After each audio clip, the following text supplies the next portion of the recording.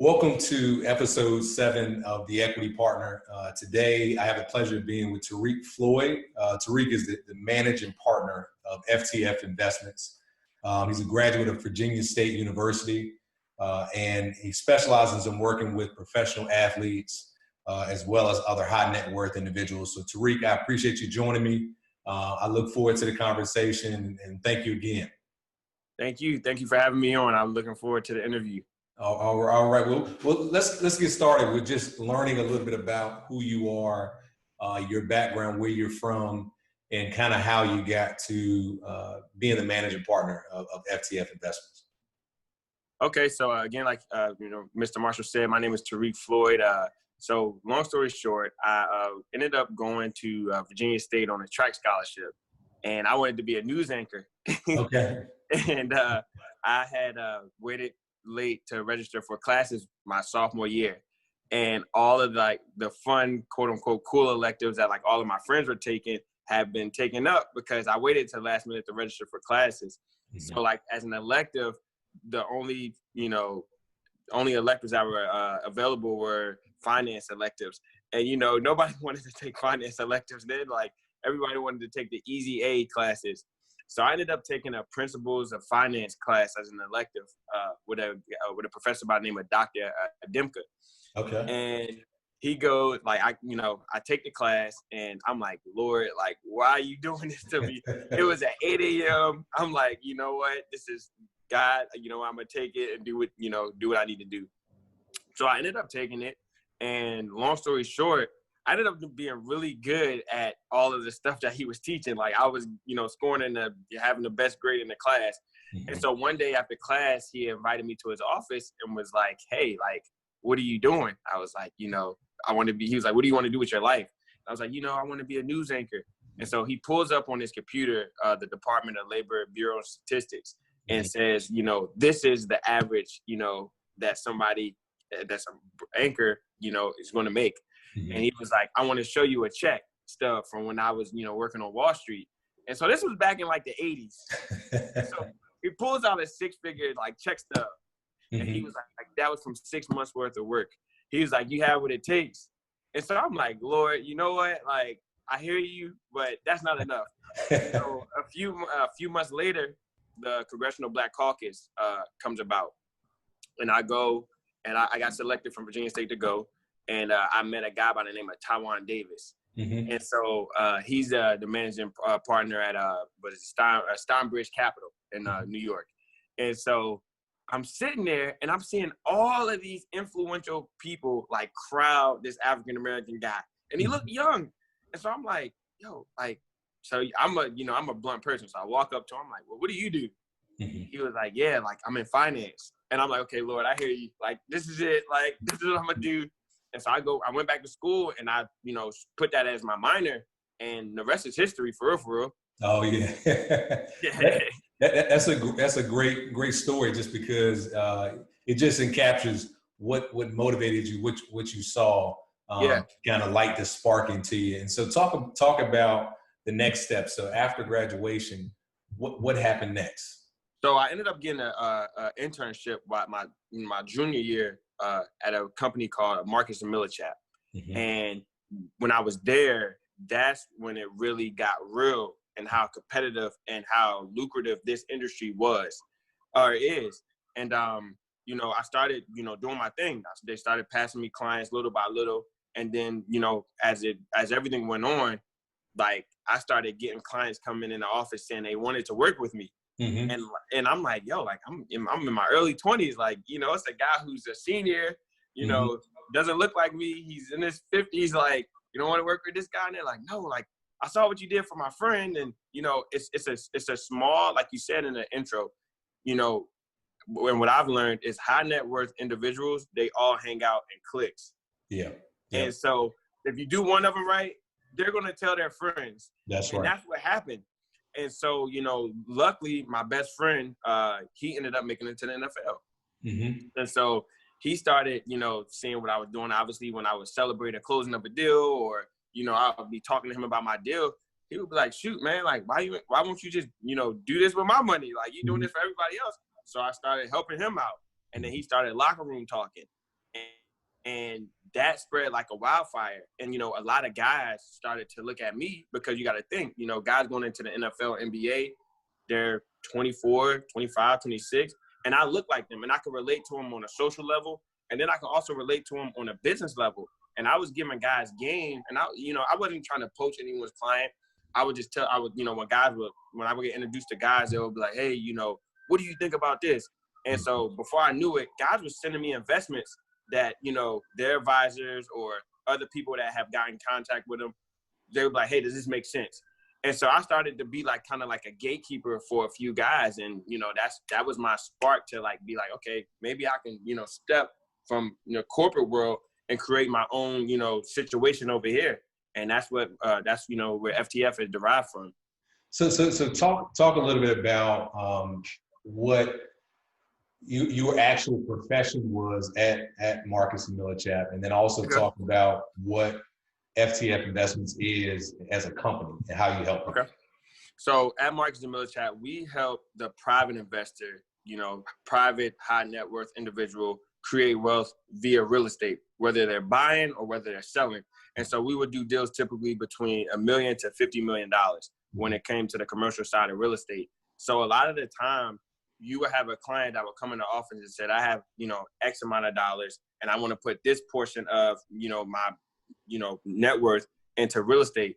But I want the real estate to make me, like, I want smart real estate, appreciate in real estate. So it was up to us to find, you know, a deal that made sense. So, you know, we weren't looking for a home flip. We weren't looking for, you know, some get rich quick scheme. We physically had to underwrite deals like a professional banker or a financer, like, and make sure the deal could appreciate. What would be what's the cap rate on the deal? How much money could what's the NOI for you know, the client on for the particular asset that they're looking for, and what, you know, are their goals financially? Because if you have you know, obviously the older the client, you know, we couldn't keep them in a deal for, you know, too long.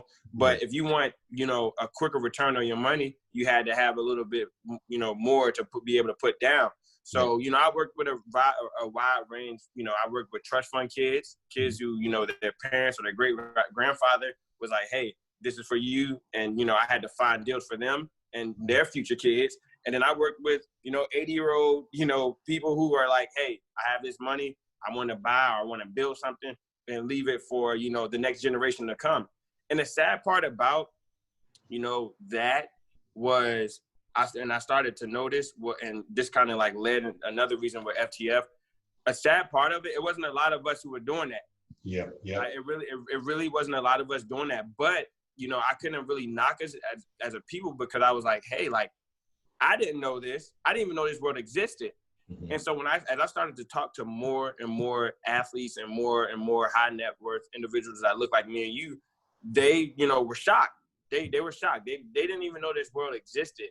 And so with FTF, it was more so, yeah, you know, the money aspect is there, but it's an educational, you know, side of it as well. You know, even with talking to a few guys this past week, a lot of guys didn't even know, you know, how what is going on in the world was affecting the market. Yep.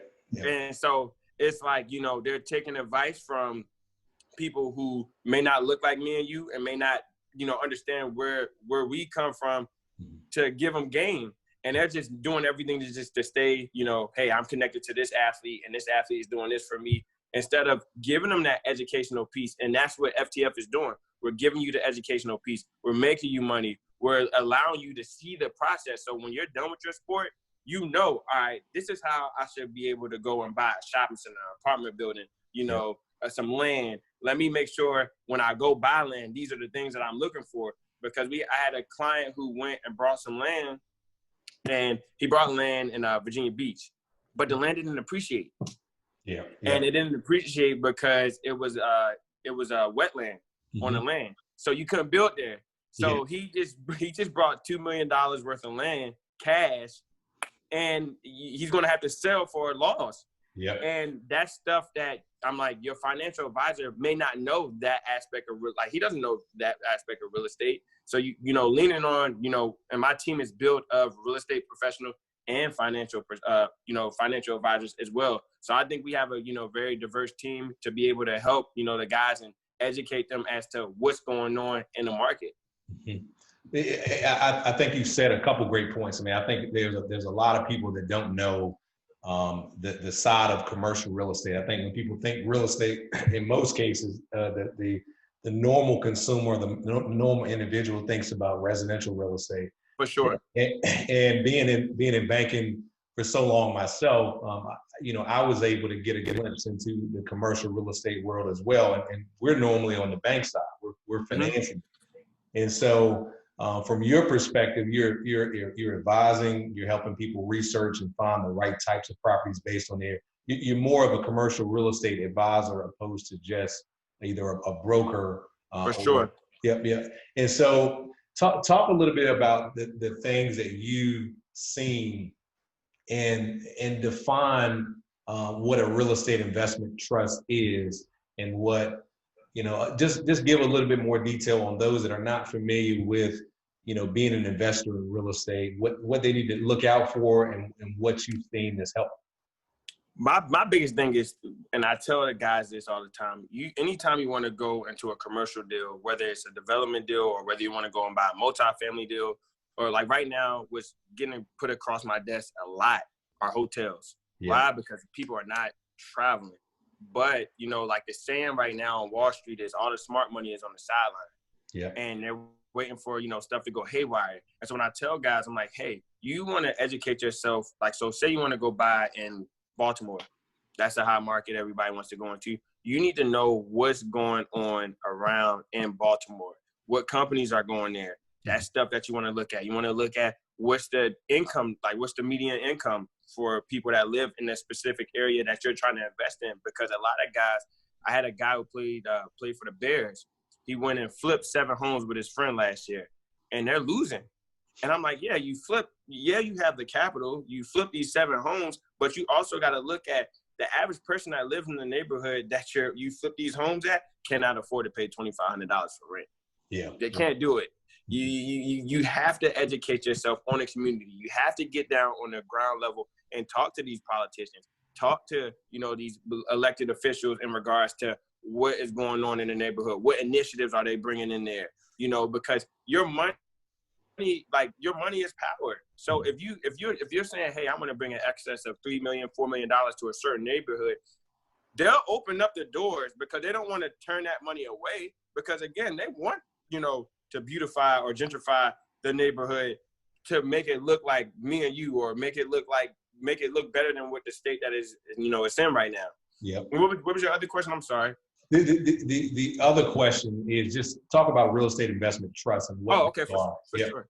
For sure. So the biggest thing with those are, and what I noticed, there are not a lot of real estate investment trusts that cater to us. A lot of guys, a lot of people don't even know that exists. And so what at markets, I saw a lot of groups coming together to be able for the greater good of being able to buy a $20 million asset.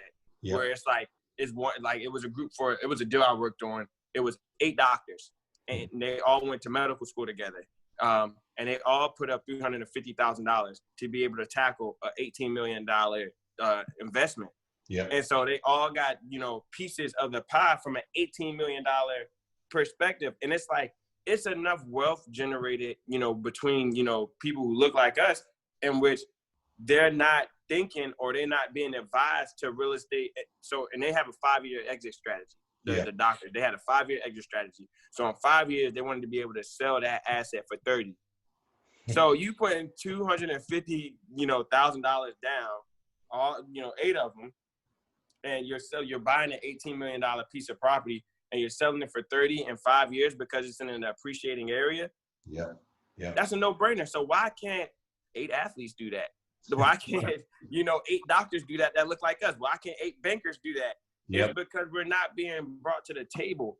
And when we're being brought to the table, we're not properly educated, or we don't know what is really going on within the market. Because right now, it is so much inventory because of what's going on that is going to be available within the next 2 to 3 months, that right now you should be calling a friend or call another friend or call another friend and say, hey, we need to find a way to jump on what's going on right now. We Yep. we just need to find a way to jump on what's going on and, take advantage of the market. Yeah, I completely agree with you. I mean, I think so many people, especially that either look like us or that are younger, or that just they just accumulated a large amount of money. They haven't taken advantage of their resources and haven't reached out to people or professionals that could help them or advise them in the right direction. And because because we are professionals, one of a few. It makes it harder for it to get that information to get passed down to make sure they have it. Yeah. And so what I think you're doing is great because you're helping educate a lot of people about assets that they might not be as familiar with. One thing I wanted to discuss as well, discuss who helped you along the way. You talked a little bit about your professor. Has anybody else been there to help you get to where you are now? And who do you look up to, as you kind of work and build FTF Investments? And so it's two guys that I look up to, and one of the guys is Taiwan Davis, as I mentioned earlier. What he's doing with his group, he has a $420 million private equity fund on Wall Street. Okay. And what he's doing, in regards to buying up property and, helping gentrify and put initiatives in communities, like the communities that better, help us. Like, it's ridiculous. It's crazy. Like, I admire him. Donahue Peebles I had his picture on my wall in college. Like, yeah. I was just like, yo, this is somebody that I definitely, want to, one day when I have my company, build it up to be. Like, this guy is doing deals on South Beach. This guy doing deals in, bad areas of DC, bad areas of Philadelphia. He's just a versatile guy in the way he thinks. And he's for people. He's a brother. Yeah. So it's just like, with me, it's like, it just gave me the confidence to be able to say, hey, I know this is a game. It's a tough game to crack into. But once you're in, you're in. Like, it's just what it is. So those are the two guys that I look up to. Yeah, Don Peoples, just to give you an example, he's a guy I look up to as well. I read his book a long time ago, probably when I was about the same age as you.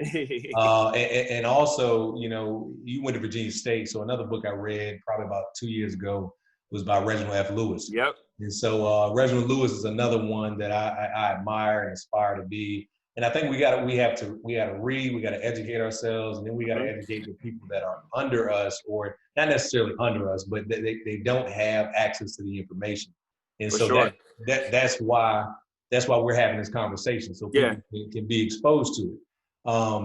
Talk about what you've seen. Again, you dealt with different types of high net worth individuals, and so what people, when you look at commercial real estate assets, how do those assets compare to other income producing assets, and why would you say commercial real estate excites you the most?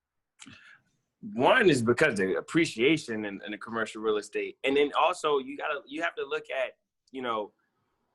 I had my professor had told me a while ago. He was just like, Tarik, what's one bill that your parents, if they were short on a check, that they didn't miss?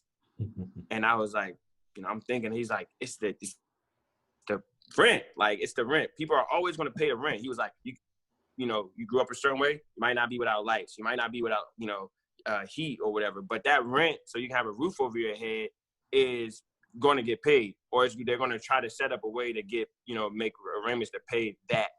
And so when I thought about it, I'm like, And so as I got into markets and I started to do, more research and studying rent rolls and all that stuff, I'm like, yo, these families are really paying, they're paying their rent on time, or they're always paying that bill to a property owner.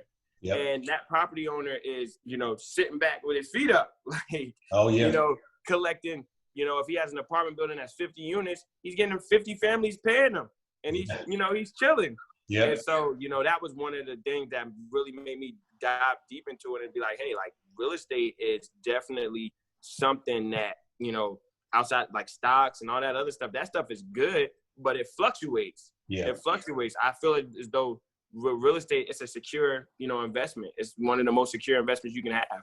Yeah, yeah, and I would agree with that as well, because I mean the benefit that you have with commercial real estate is you have two sources of repayment. You got that hard asset, and Yep. then you also have the income that it produces, and so you can get appreciation and income, and then Yep. hopefully, like you said, from an exit strategy standpoint, if you're 5 years in and you can turn 250 to 8 million, or you can turn 100 to 1 million. It makes a lot of sense. But I think what you said earlier too was that if you do the research beforehand, you could prevent a lot of mistakes, and you could probably lower your risk of Yeah. being in a situation where you buy something that's not appreciating or not getting the income that you want. So For sure. those are I am all in for what your perspective is about real estate, and I think the same way. I think it's good to diversify, have investments, Yeah. investments in the market, but it's also good to have real estate assets to kind of balance out that portfolio. For sure. For sure. I agree. One thing, talk about your current and future goals. I mean, what's important to you now? FTF started in 2019, Mm-hmm. and so you decided to branch off and do your own thing and build your own company. And so, what current goals do you have, and then what future goals do you have with FTF Investments in person? So right now, our current goal is we're raising a fund of $40 million. And so we're halfway there. And we are like, that's my current goal. That's like where I'm putting all my energy in. I want to be able to close that fund, within the next 2 months. So that's where all my energy day and night is going into. And lastly, my next, long-term goal is to have FTF around, and we have multiple funds, and I'm just educating more and more high net worth individuals that look like us that, don't know what's going on, or don't have the education to understand, hey, this is what I need to be doing, and just keep it around. And I'm just be a resource and a catalyst in our community, because when you think about it, it's not a lot of African-American reach out there. It's not a lot of minority reach out there. You have a lot of guys that go over to BlackRock or, and put their money, and it's like, okay, you never hear, or you don't even understand how that transaction happened. You just have money in a deal. And so in order for, it's good for us to have wealth in our community, but it's also that education component for that basketball player, that NFL player, for when they have kids and they have offspring, and football is done. And, we pass on. It's like, okay, I educated my son and my daughter to understand, hey, in the year 2085, because of what I did, you take this money and you do X, Y, and Z. So those are great goals. And so the fund that you're creating, is it to purchase real estate assets, or is it fund that kind of grow? So what we're doing is we're focusing on value add real estate. Okay. Value add real estate, commercial real estate, in a sense of being able to go in, find a problem in the current deal, fix it, and get it up to par, and then sell it off in a few years, make our client money, and everybody's happy. That's the short and skinny of that fund. Perfect. Well, talk a little bit about the different real estate asset classes, real estate types. What are you the second part to that is, what are you seeing that's either working well, in the current real estate market, whether it's multifamily, office, like I said, hospitality earlier. So I asked you two questions. I mean, one, okay, the current market update, and then two, just to define the differences between the asset type and classes. So right now, what I'm seeing is everybody who has a hotel is dropping them. Like they're trying to sell them off for pennies on the dollar. Mm-hmm. Hospitality right now, with the new regulations and the social distancing, that is not, like, personally, and what I'm advising a lot of people, that is not something that you want to jump into right now. Mm-hmm. Like it's a lot of under construction, hotels that people are trying to just dump off to the next developer, because it's like, you're losing your money because people are not going to be traveling for a little bit. Then when you look at the office component of it, a lot of people, what's going to be the new norm is working from home. Yeah. Like we're on a Zoom call right now. That's going to be the new norm. So you see it's a lot of inventory on the office. So office and hospitality are the two, asset types that I would stay far, far away from right now. Yeah. When you look at multifamily is typically always the strongest, because you need somewhere to live. multifamily, you really haven't seen a big dip in. I was reading an article, this was last month. So in Washington, D.C., it's a default from one of the banks. I forgot the name of the bank. $1.2 billion have been lost in mortgages from hotels within the D.C. area since the corona has hit. 1.2 billion. Yep. So what do you think is going to happen, come 4 or 5 months down the line? People are not going to be traveling right away. It's going to take time. That's right. A fund like us will be able to come in and buy, and, we have that time to, wait till the world gears back up. And then, one, like they say, one man's trash is another man's treasure. One fund's trash is another fund's treasure. So we're looking at deals like that in different, cities to see, hey, what makes sense? A hotel by an airport, when the airport picks back up, airport stocks is on the rise. Yep. So people are starting to feel a little more comfortable traveling again.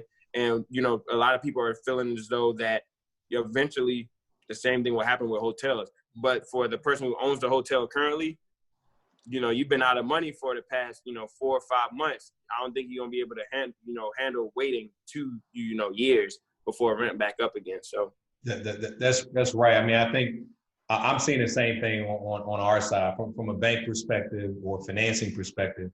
What's been hot in the last few years from our perspective is industrial real estate. So, if we're seeing a lot of warehousing, industrial real estate, because of the Amazons and people doing more e-commerce. And so in those areas, we see, a slant to the positive. And just like you said, between retail, office, hospitality, a lot of those sectors were hurt by the coronavirus. And that's where you'll see some losses from banks or from people that finance those assets. Yep.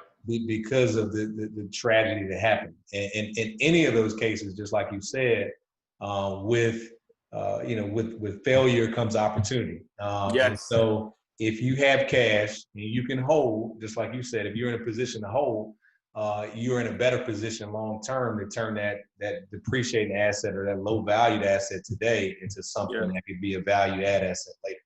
So, for sure. So I definitely agree with that. What you talked a little bit about your competitive advantage over what you see FTF having over other firms, being in that, your age, your relation to culture and understanding.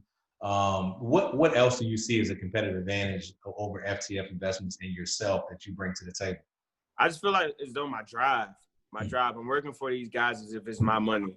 Yeah. I'm not being too aggressive. I'm not putting them into deals in which it's like, hey, we're about to build these, condos on the waterfront of Washington, D.C. I need to raise $100 million. I go off after singles. I'm using a baseball analogy. I'm hitting singles. And, I'd rather just put these guys on base. Yeah. And then eventually they're going to have to transfer from first to second to third to home. Yeah. So once they get home, they're telling a friend about me. And so that, 3 people have turned into 6. And then so on and so forth. So I think my drive, again, like I said, my youth, I'm relatable. I grew up like a lot of these guys. Mm-hmm. So I can talk both sides and I can also educate them. And so when they go and do their due diligence with their lawyer or whoever, and they're passing off information to their lawyer, hey, read this. And their lawyer's coming back like, yeah, this is true. Like he's not lying. These numbers are real. Yep. Then it's like, I definitely got that trust, from there. Yeah. And that's a huge, relationships are extremely important. And building relationships, building that trust. That's how you can maintain a good position, a good partnership with that client. Sure. What do you think you've learned the most from your clients? What have you learned about, you've been in it a short period of time, but what are the greatest lessons that you've learned in that short period of time? Not all deal, like just because somebody is telling you a deal can do X, Y, and Z doesn't mean that the deal can do X, Y, and Z. Make sure you do your own due diligence. Yeah. Because at the end of the day, the client is looking at you. They're not looking at the developer or the person who's running the deal. They're looking at you. So if you put a person in a deal, you need to make sure without a shadow of a doubt that the deal is going to do what they're saying that the deal is going to do. Because if not, your reputation, especially with these guys, is all you got. The NFL and the NBA is really small when you think about it. Yep. So if your name is bad with 2 guys, that 2 guys can turn into 38 guys, and it's just over. So, yeah. That's right. You're dealing with small circles, small circles of high net worth individuals. And just like you said, if you mess it up, then you're going to feel it for a long time. Yeah, it's over. What other like success stories have you seen? You talked about in the beginning about how the 8 doctors put their funds together. What other things have you seen that have worked out well and that you feel like people should know more about? So right before Corona hit, I had a chance to go to it was a Black Pastors Convention. Okay. And what I was seeing is a lot of churches were starting endowments to purchase real estate to combat, tithes and offering, just relying just on tithes and offering. Yep. And so what I'm seeing is a lot of churches are starting to invest. But when I got to Marcus, what I was also seeing was Catholic churches have been doing this for years. They've been invested. And I'm like, you look at us and, religion and church is like a big thing in our community. Why aren't more of us doing it? So when I went to that convention, you would have been surprised at the amount of pastors that had 500, 600, 700, 800, member congregations, not even know that this is something that is doable. Yeah. And so that's been something that I've been seeing a lot more of, which are churches buying real estate or buying assets, and funneling the money back to, the church. So. Yeah. No, I was just on a call and I heard the same thing. I mean, so, and you're right. I mean, from different, different denominations have been doing this for a long period of time. And so it's another income source for that church. The church is so dependent upon the membership. And then you have a situation like this where the membership is at home and they're not giving as much. And this is another way the church can still maintain their expenses and cover their expenses. For sure. Like even in DC, a big thing in DC that was going on this past summer was a lot of the older African-American churches where the, congregation was a little bit older and they were relying on Social Security or, public assistance. They weren't able to keep up with the mortgage payments of, the church and the tax payments. So a lot of these churches had to sell. And they were selling it to developers, and developers are selling the gutting the church out and selling them as condos. And so that was like a big thing in DC that I was seeing. You'll see them all over Northwest. Like churches are getting gutted left and right. And it's just like, dang, like, that's history in a sense that are just, kind of getting wiped away. So. Yeah. And the worst time to sell is in a situation where you're kind of forced to sell. Yeah. Yeah. Because you can't get top dollar then. You just got to pretty much take what you can. You got to take what you can. You're exactly right. One thing I read on Marcus and Millichap's website too, just talking about the tax credit deals. And so not a lot of people know about tax credit deals. And so I wanted to take you to get a chance to explain a little bit more about tax credit deals and what they look like. So, I mean, typically in the tax credit deals, a lot of those deals are like, coming from the banks or like when people default on, their mortgage or whatever. So in defaulting on a mortgage on the commercial side, it's room for you to pretty much go in and buy a deal for, cheap. Yeah. And a lot of groups that's all they do. They focus on just those deals that are about to go under. And they're, say somebody owes $1 million on a $5 million property. They'll be like, look, I give you 2.3. Yeah. And then they'll go and buy the deal and they're up, $3 million. But those deals it's still all about the circle that you're in because those deals are kind of hard to find, and to get into. So. Yeah. I think you have to make sure you build relationships with the right people. Yeah, for sure. Like people like yourself, like I know a lot of guys at Marcus that have been, especially the older guys, they have relationships with, guys who have been in the banks for a long time. So they know, hey, this person's about to default on this, or this company about to default on this warehouse space or this over here or that over there. And they're able to, slide in their client, and do what they need to do. So. Exactly. We talk about the success stories, and you talk about also one of the negatives behind an athlete purchasing a piece of land that wasn't going to appreciate. Any other stories that you have that you've seen kind of go wrong or go the wrong way? And I know we all have. Yes. So talk about a few of those opportunities. This is another land deal where I had a guy who he had got a group of people together and in PG County, and he went and brought it was 40 acres, but the zoning wasn't for townhomes; it was for industrial. Yeah. And so he had got the money to purchase the land. Then he was like, "Yeah, I'm gonna take it through the county, and I'm gonna rezone it so we can have build a community." Yep. So as he were doing his environmental study, they noticed that out of the 40 acres, only 5 acres were buildable because the rest was wetlands. So the guy lost out, and the county rejected the plans to, change the zoning for the entire 40 acres because of the wetland situation. Yeah. And so he ended up losing $6 million. And so that's and I tell guys, I'm like, hey, you got to make sure who's coming to you on a real estate transaction, that they know what they're doing. Yeah. That is real. That's a realistic deal. Can this deal happen? Is this a realistic deal? Can he achieve, for example, had a guy come to me, he was like, hey, can you read something for me? I had a developer out of New York send me something. He plays ball for the Knicks. I said, okay, cool. So I'm reading it, and I'm like, look, dude, there's no way that he's going to be able to achieve $7,000 a month rent in Flatbush, New York. It's not happening. It's not, I don't care which year, no, it's not happening. And so, it saved him because the guy went on to build the development and ended up having to sell it. Oh. And so I'm like, look, dude, your money could have been tied up in that.